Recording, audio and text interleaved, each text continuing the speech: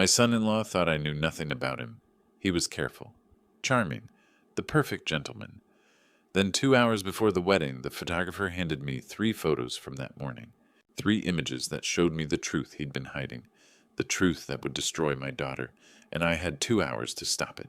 But before I show you what the photographer captured that morning, tell me where in the world are you watching this story unfold? Comment your city or country below. Then let me take you back to that morning when everything changed. I've built foundations for 25 years. I thought I knew how to read structural integrity. I was wrong. The morning light filtered through my bedroom window softer than usual. I'd been awake since 5, listening to Julia move around downstairs getting ready to leave. She and her bridesmaids had planned to arrive at the venue before dawn. Hair and makeup would take hours, she told me. Plus photos. So many photos. "I'll see you there, Dad," she'd called up the stairs around 5:30. 11 o'clock, okay? Don't be late." Wouldn't miss it for the world, sweetheart. I'd listened to her car pull out of the driveway, and then the house had fallen into that particular kind of silence that only comes when someone important is gone. Now 2 hours later, I sat in my office surrounded by blueprints and project photos, staring at the framed picture on my desk. Julia at 7 years old, hard hat, too big for her head, standing next to me at a construction site. She was holding a rolled-up blueprint, like it was a treasure map, her gap-toothed smile bright enough to power the whole city. "I'm going to design the most beautiful houses, Daddy," she'd told me that day, "with big windows so families can see the stars." I'd taught her everything I knew, how to read a blueprint, how to spot a weak foundation before it became a problem, how to build something that would last. She'd become everything I'd hoped for, a talented architect, independent, strong. She'd joined Carter Construction 2 years ago, and watching her present designs to clients made every hard year worth it. The business had been struggling lately. Nothing catastrophic, but enough to keep me up at night, worrying about the 30 families who depended on us. Then Richard Ashford appeared with a partnership offer. Ashford Development Group, exclusive contracts, steady work for years. All of it connected to his son Dalton's engagement to my daughter. I'd been so relieved, so grateful. The business would survive. Julia would marry a successful man from a good family. Everything was falling into place. So why did my chest feel tight this morning? My phone buzzed on the desk. A text from Austin Pierce, the photographer. "Preview photos ready, Mr. Carter. Thought you'd like to see your daughter looking absolutely beautiful." I smiled despite the strange unease in my gut. Of course I wanted to see. I had 2 hours before I needed to head to the venue. Plenty of time to get ready and enjoy a sneak peek of my little girl on her wedding day. I opened the message and tapped on the gallery link, expecting to see Julia, glowing with happiness. Expecting to see the same joy I'd seen in that 7-year-old, with the oversized hard hat. The first few photos loaded. The venue looked perfect. The flowers were stunning. Everything was exactly as planned. Then I saw the next set of images, and my blood ran cold. I scrolled through the first images, my coffee forgotten on the desk beside me. Beautiful shots of the venue in early morning light. Flower arrangements that probably cost more than my first truck. Everything looked perfect, magazine-worthy. Then came the photos of Julia getting ready, her and the bridal suite makeup artist working, bridesmaids laughing in the background, her dress hanging by the window. All of it looked exactly like it should. I kept scrolling. That's when I saw it. Photo number 12. Timestamp 8:47 a.m. Julia and Dalton standing together in the garden. He must have shown up early. Couldn't stay away, I'd thought at first. Or maybe couldn't resist checking on her. They were posed like any engaged couple, his hand resting on her shoulder, her bouquet held at her waist. To anyone else it would look romantic, intimate. But I knew how to read structures, and something about this one was wrong. I pinched the screen, zooming in on Dalton's hand. His fingers weren't resting on Julia's shoulder, they were digging in, knuckles white from pressure. The fabric of her dress bunched under his grip. And Julia's face turned slightly away from the camera, her smile looked painted on, forced. Her shoulders were raised tense, the way someone stands when they're bracing for impact. My hands started shaking. I scrolled to the next photo. Please let it be nothing. Please let me be seeing things that aren't there. But the next image was worse. Timestamp 9:03 a.m. Dalton leaning close to Julia, during what looked like a quiet moment in the garden, his mouth near her ear. To a casual observer, he might be whispering sweet nothings. But I saw Julia's expression, eyes downcast, jaw tight. Fear? That was fear on my daughter's face, and his hand wrapped around her wrist wasn't gentle. I could see the pressure in his grip, the way her skin paled around his fingers. The coffee in my stomach turned to acid. One more photo. Timestamp 9:18 a.m. This one hit me like a sledgehammer to the chest. Through a partially open door, probably the bridal suite. The angle suggested Austin had been photographing something else and accidentally caught this moment. Dalton standing in the doorway, one arm braced against the frame, blocking the entrance. His other hand pointed at Julia, not casually, aggressively. His face was red, mouth open mid-sentence. And Julia, she was backing away, arms wrapped around herself, making herself smaller. I'd seen that body language before. On job sites, when new workers faced down aggressive foremen, it was the posture of someone who felt trapped, threatened. My daughter was afraid of the man she was about to marry. The phone nearly slipped from my trembling hands. I set it down on the desk before I dropped it, but I couldn't look away from that last image. Couldn't unsee what I'd just discovered. How had I missed this? How had I been so blind? I thought about every interaction I'd witnessed between Julia and Dalton. The way she'd grown quieter over the past year, how she'd lost weight, the canceled lunches, the excuses, the way Dalton always seemed to answer questions for her, make decisions for her, speak over her. I'd told myself it was wedding stress, pre-marriage jitters, the normal adjustment of two lives merging. I'd been so focused on saving the business, so grateful for the Ashford partnership, that I'd missed the most important structural failure of all. The foundation of my daughter's happiness was crumbling, and I'd been too busy looking at blueprints to notice. I checked the time on my phone. 9:32 a.m. The ceremony started at 1. 3 hours and 28 minutes. That's all I had. How had I missed it? I'd built my career on seeing structural weaknesses before they became disasters. I sat there, phone still in my hand, and let the memories flood back. All the signs I'd been too grateful, too blind to see. 18 months ago, Carter Construction was bleeding money. Not dramatically, but steadily. 3 projects fell through. 2 clients chose bigger firms. The bank was tightening our credit line. I'd lie awake doing math. Payroll for 30 employees. Insurance, equipment. The numbers never added up. Then Richard Ashford walked into my office like an answer to prayers I hadn't known how to pray. "I've been watching your work, Philip," he'd said.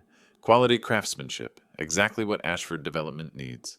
Exclusive contracts, multi-year projects, steady income that would save us and help us grow. There's just one thing," Richard had said. "My son Dalton has been seeing your daughter. Bright girl. When families join together, that's when real partnerships are built." I'd been so relieved, so grateful.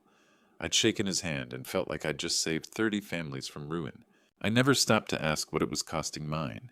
The changes in Julia had been gradual, easy to explain away. She'd always been slender, but her clothes started hanging loose. "Wedding diet," she'd said. "Want to look good in the dress?" Dark circles under her eyes. So much to plan, Dad. She'd stopped joining me for Sunday lunches. First, once a month, then not at all. Dalton and I have plans with his family.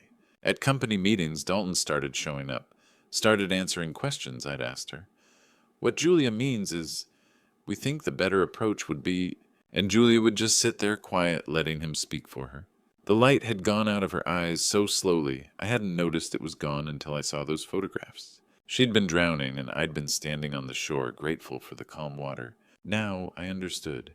She hadn't been planning a wedding.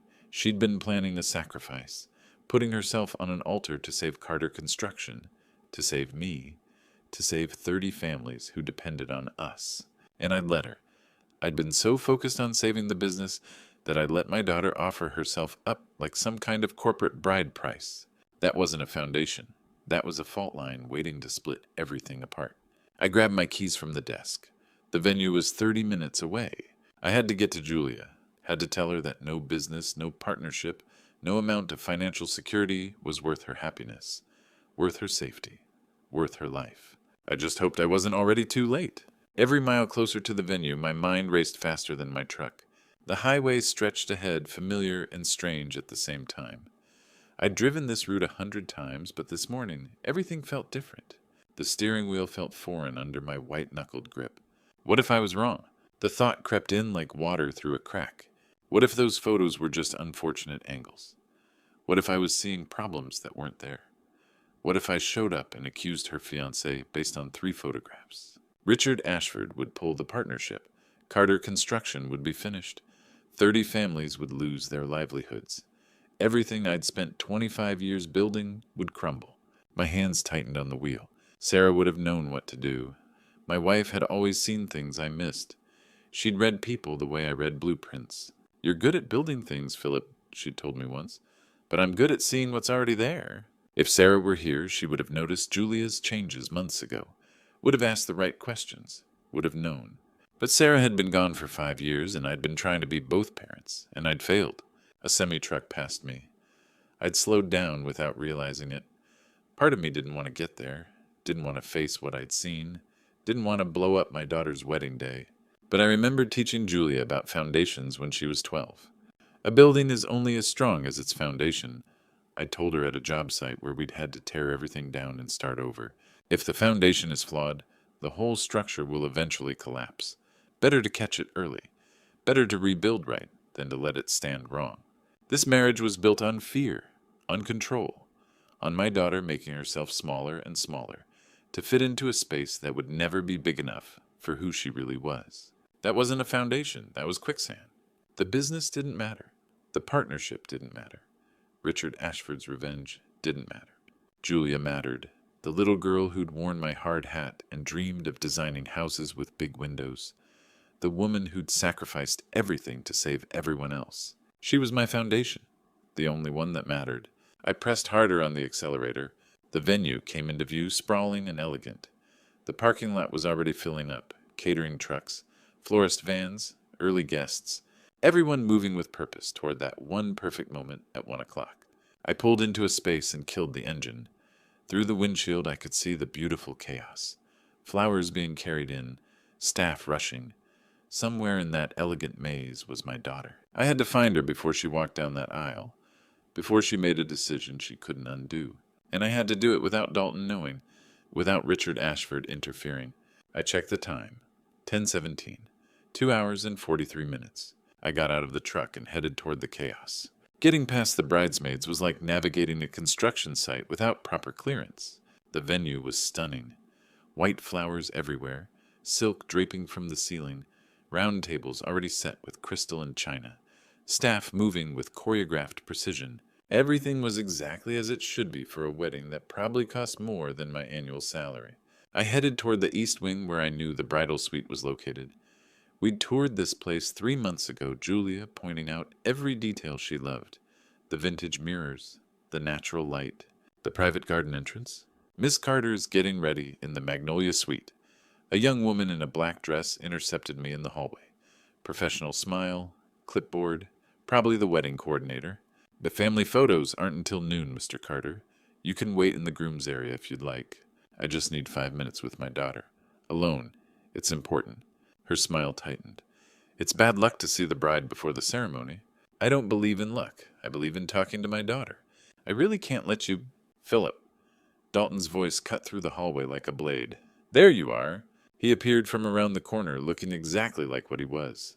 Expensive suit, perfect hair, confident smile that didn't reach his eyes. He crossed the space between us with the easy authority of someone who'd never been told no. "Come on," he said, hand on my shoulder, already steering me away from the bridal suite. "Let me introduce you to some people. The mayor's here. Senator Bradford. You'll want to make those connections." His grip was firm. Too firm. The same grip I'd seen in that photograph, fingers digging into Julia's shoulder. "I need to see Julia first. She's swamped right now. Hair, makeup, photos. You know how it is." His smile widened, but his hand tightened. "You'll see her at the ceremony. That's the whole point, right?" The big reveal. We were at a crossroads in the hallway. Left toward the groom's area. Right toward the gardens. Behind us, the bridal suite. "Dalton, I really need to—" "Philip." His voice dropped lower, still friendly, but with an edge underneath. "Today is about Julia, about making her happy, about not causing any stress or drama. I'm sure you understand." There it was, the threat wrapped in concern, the control disguised as protection. I understood perfectly. "Of course," I said, forcing my own smile. "You're right. I'll catch up with her later." "Great." His hand dropped from my shoulder. "The groom's area is that way. Bar's already open." He winked. "Might want to take advantage." He walked away, pulling out his phone, already moving on to the next item on his agenda. Managing, controlling, making sure everything went according to his plan. I waited until he turned the corner, counted to 30. Then I headed back toward the Magnolia Suite. The hallway was empty now. The coordinator had moved on to some other crisis. I could hear voices behind the door, laughter, music playing softly. I knocked, twice. Firm but not aggressive. The door opened a crack. A bridesmaid I didn't recognize peered out. "Yes, I'm Philip Carter, Julia's father. I need to speak with her." "Oh, Mr. Carter." The door opened wider. "Come in, Julia, your dad's here." The suite was chaos. Makeup stations, dress bags, flowers, 3 bridesmaids in matching robes, a photographer in the corner, and there standing in front of a full-length mirror was my daughter. The wedding dress was beautiful, lace and silk, fitted perfectly. Her hair was done makeup flawless. She looked like something out of a magazine. But her eyes, got her eyes? They were hollow, empty, like someone had reached inside and scooped out everything that made her Julia. She turned when she heard my name, and for just a split second I saw it. The fear, the exhaustion, the desperate plea for help. Then she smiled, and the mask slipped back into place. "Dad," she said, voice too bright, "you're not supposed to see me yet." Behind her smile I could see my little girl drowning, and I had less than 90 minutes to pull her back to shore. I pulled out my phone. "Julia, I need you to look at something." The bridesmaids were still fussing around. The photographer hovered nearby. "Ladies," I said, keeping my voice calm, "could you give us 5 minutes father-daughter moment?" They exchanged glances, then filed out. "We'll be right outside Julia." The door clicked shut, just me and my daughter in her wedding dress. Julia turned back to the mirror, adjusting her bouquet with trembling hands. "Dad, I really can't have you here. It's bad luck, and I need you to look at something." I held out my phone. Austin sent preview photos this morning. She glanced at the screen, then away. "They look beautiful. Look at these 3. Really look." Her face went pale. She reached for the phone with her left hand, and that's when I saw it. As her sleeve shifted, a shadow of purple-yellow showed on her upper arm. Makeup had been carefully applied to cover it, but the movement revealed what someone had tried to hide. A bruise, finger-shaped, 4 distinct marks. My blood turned to ice. "Julia," I gently caught her wrist, carefully pushing up the lace sleeve. The bruise was unmistakable. Days old. "Who did this?" She pulled back, tugging the sleeve down. "Dad, it's nothing. I just bumped into—" "Don't. I've seen bruises from accidents. This isn't that." Her eyes filled with tears. "It was an accident. He didn't mean to. He was frustrated about the seating chart and grabbed my arm too hard and—" She stopped hearing her own words. I held out the phone again. "Look at these photos, sweetheart." She stared at the first image. Dalton's hand on her shoulder, knuckles white.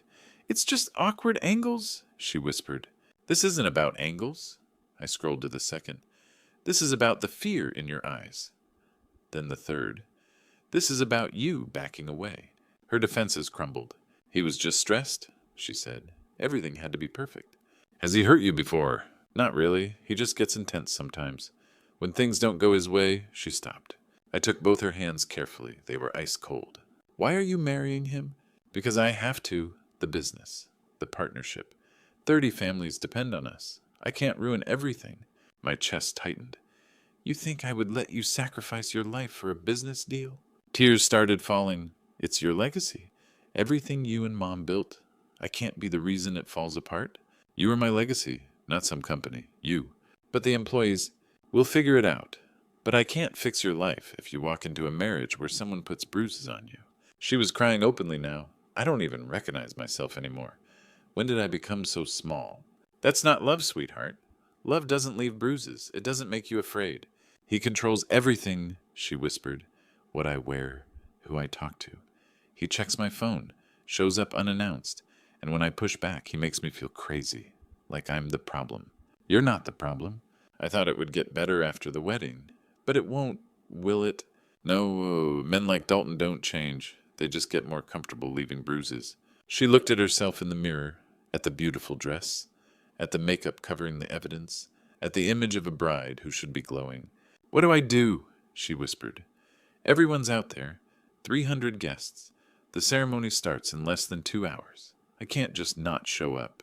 I looked at my daughter, who'd been hiding bruises and fear behind smiles. "Yes," I said, "you can, and I'll be right there with you."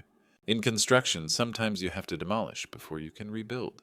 Julia stood there in her wedding dress, tears still wet on her cheeks, staring at me like I'd just offered her a lifeline she wasn't sure she could hold on to. If I don't marry him, she said slowly, what happens to the company?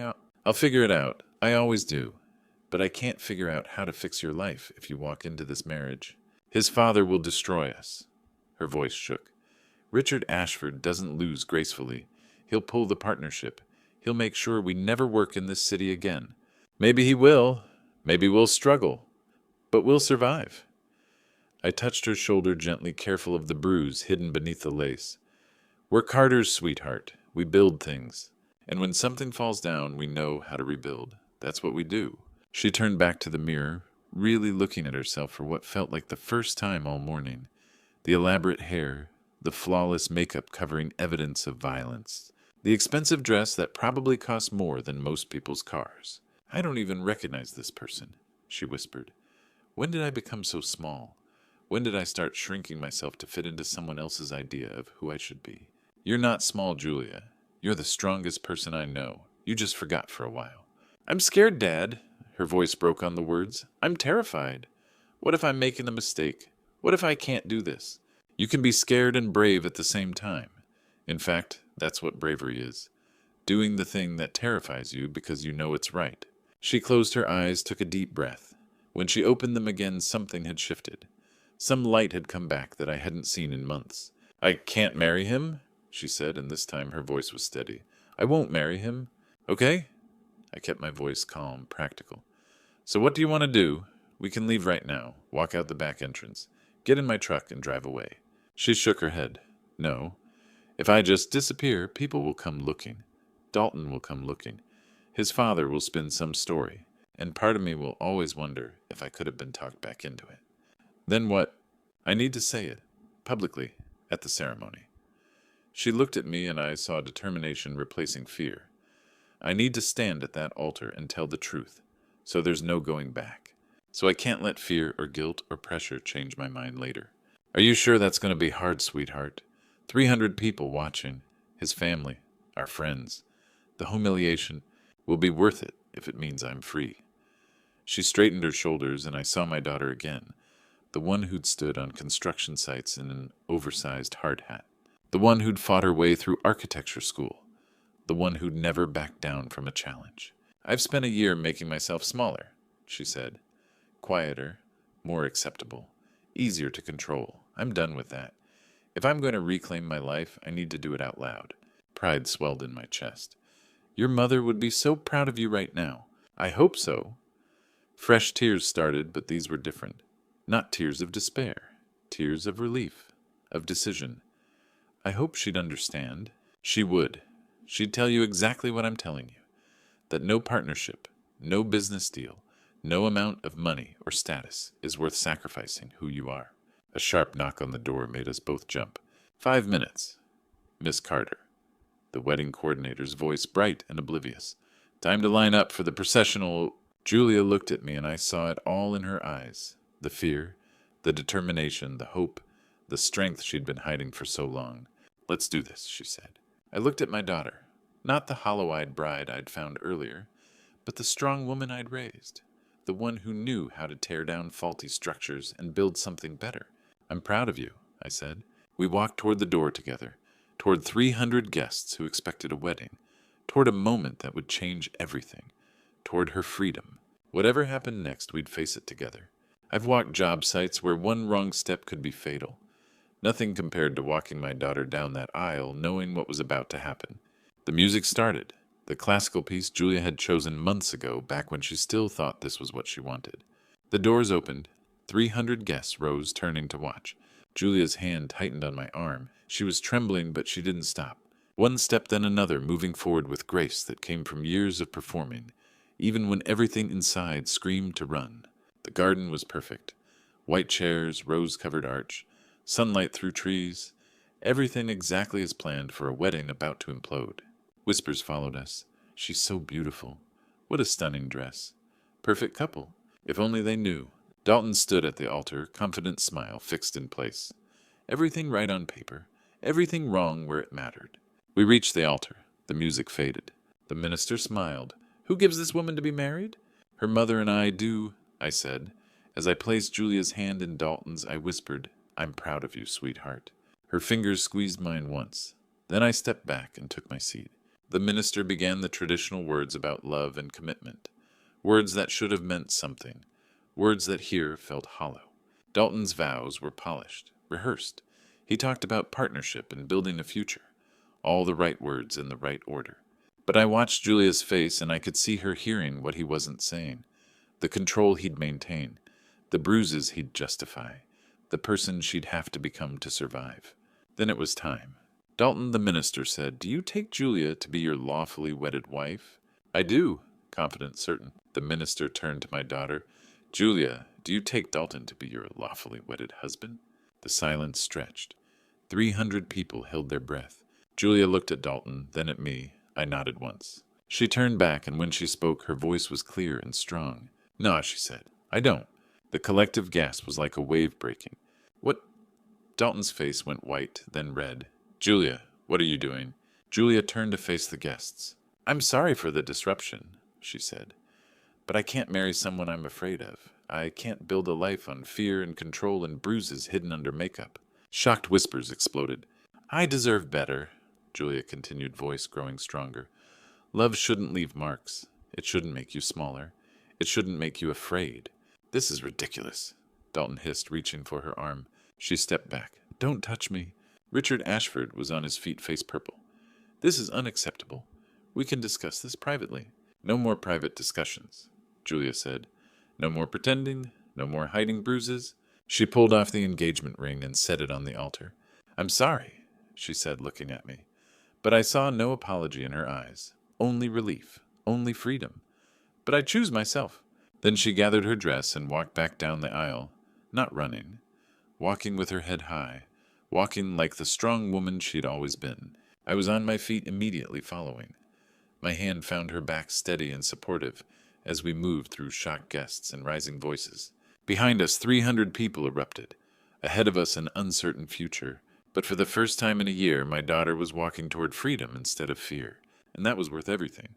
They say when a building collapses, you survey the damage before you rebuild. We left through a side entrance while chaos raged inside. Julia changed out of the wedding dress in my truck, pulling on jeans and a t-shirt. Her hands shook, but her eyes were clear. Richard Ashford found us in the parking lot, face red with rage. "This partnership is over, Philip. I'll make sure you never work in this city again. I'll destroy everything you've built." I looked at this man who'd raised a son, who left bruises on my daughter. "My daughter is safe," I said. "That's all that matters." We drove away and didn't look back. The next few weeks were hard. The Ashford contract was canceled. Other projects fell through. But my employees rallied. Every single one chose to stay. "You did the right thing, boss," my foreman said. "Family comes first." Then came an unexpected call. James Mitchell, Ashford's biggest competitor. "I heard what you did for your daughter," he said. "That's the kind of integrity I want in a partner." The contract he offered was smaller than Ashford's, but it was honest, and it was enough. 18 months later, I sat in my office looking at photos. 7-year-old Julia in an oversized hard hat, and now Julia at 29 at a construction site, that same smile finally back. She'd done the work. Therapy. Rebuilding her confidence.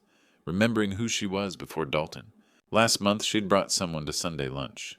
Claire, a teacher, who made Julia laugh in a way I hadn't heard in years, who looked at my daughter like she was precious, who never tried to speak for her. Dad, Julia had said, "This time I feel safe. I feel happy. I feel like myself." And I'd seen it. The light back in her eyes.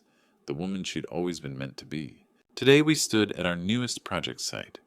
Julia spread blueprints across my truck hood, pointing out design elements. "Strong foundations, Dad," she said. "That's what makes it last." "In buildings and in life," I agreed. She smiled at me, real, genuine, free. "Thank you," she said, "for seeing what I couldn't see, for giving me the courage to choose myself. You always had the courage, sweetheart. You just needed someone to remind you." We stood in comfortable silence, looking at blueprints for a building that would stand for generations. Built on a foundation that wouldn't crack, wouldn't crumble, would hold strong through whatever storms came. Just like my daughter, just like us. I've spent my life building structures that last. But that day, I learned the most important foundation isn't made of concrete and steel. It's made of courage, truth, and the willingness to choose love over fear. If you're watching this and you see yourself in Julia's story, please hear me. You deserve better. You deserve someone who builds you up, not someone who tears you down. You deserve love that doesn't leave bruises visible or invisible. God gave us free will for a reason. He wants us to choose our own path, not to be controlled or diminished by another person. And when we have the courage to walk away from what's hurting us, God walks with us.